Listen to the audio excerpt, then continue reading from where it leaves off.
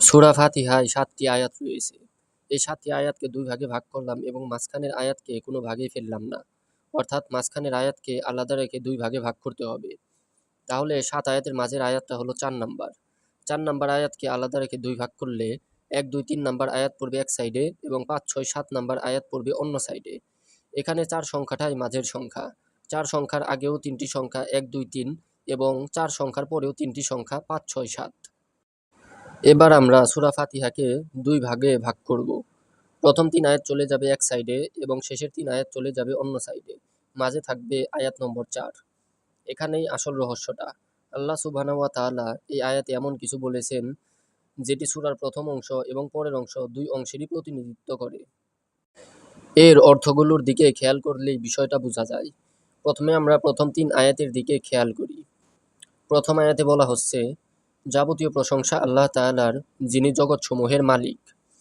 ২ নম্বর আয়াতে বলা হচ্ছে, যিনি পরম করুণাময় অসীম দয়ালু। ৩ নম্বর আয়াতে বলা হচ্ছে, যিনি বিচার দিবসের মালিক। এই ৩ আয়াত প্রথম ভাগ। চতুর্থ আয়াতে বলা হচ্ছে, আমরা তোমারই ইবাদত করি এবং তোমার কাছেই সাহায্য প্রার্থনা করি। এটি কিন্তু মাঝের আয়াত। এটি কোনো সাইডেই পড়বে না। এটিকে কেন্দ্রবিন্দু বলা যেতে পারে। এই আয়াত দিয়ে আমরা প্রথম ভাগ এবং পরের ভাগকে যাচাই করব। পরের ভাগের আয়াতগুলোতে বলা হয়েছে, আমাদের সরল পথে পরিচালিত করুন, ওই সব লোকদের পথে যাদেরকে আপনি নিয়ামত দান করেছেন, তাদের পথ নয় যাদের উপর আপনার অভিশাপ নাজিল হয়েছে এবং যারা পথভ্রষ্ট।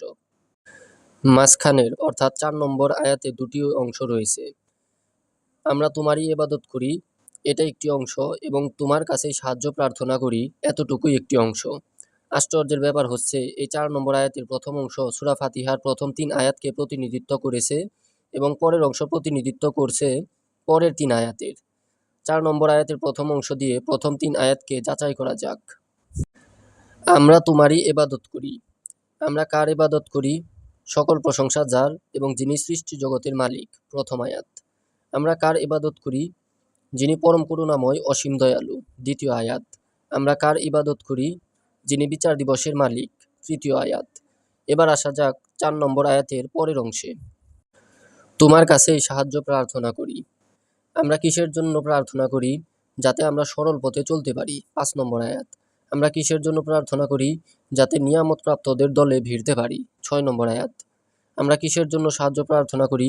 যাতে আমরা অভিশপ্ত ও পথভ্রষ্টদের দলে অন্তর্ভুক্ত না হই। ৭ নম্বর আয়াত। আল্লাহ সুবহানাহু ওয়া তাআলা এই ছোট্ট সূরাটির মধ্যেও কীরকম ভাষার মান, সাহিত্য মান দিয়েছেন। প্রথমে কিছু কথা, মাঝখানে একটি বাক্য, শেষে আরও কিছু কথা। কিন্তু মাঝখানের বাক্যটিকে এমনভাবে সাজিয়েছেন এবং এমনভাবে বলেছেন যেটি প্রথম এবং শেষ ২টি অংশেরই সাথেই সামঞ্জস্যপূর্ণ। এতটা সূক্ষ্মভাবে, এতটা সাহিত্য মান দিয়ে কোনো কিছু লেখা কোনো মানুষের পক্ষে সম্ভব নয়। এই আয়াতগুলো একই সাথে নাজিল হওয়া, একটির পর একটি বিরতিহীন।